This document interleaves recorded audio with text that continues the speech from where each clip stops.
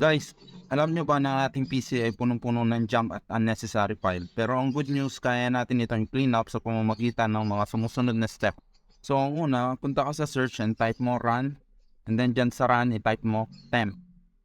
Then dyan sa temp folder, i-clean up mo lang yan or i-delete mo lahat ng laman yan. And then, and ang susunod naman, balikan mo sa run. And then i-type mo %temp%. And then clean up mo din yan or delete it. Then yung pangatlo, punta ulit sa run and then type mo prefetch. And then delete it again.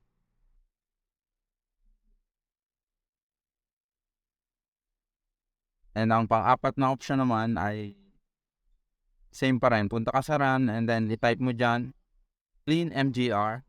So magbubukas yung this clean up. So select all mo lang yan and then clean it and that's it.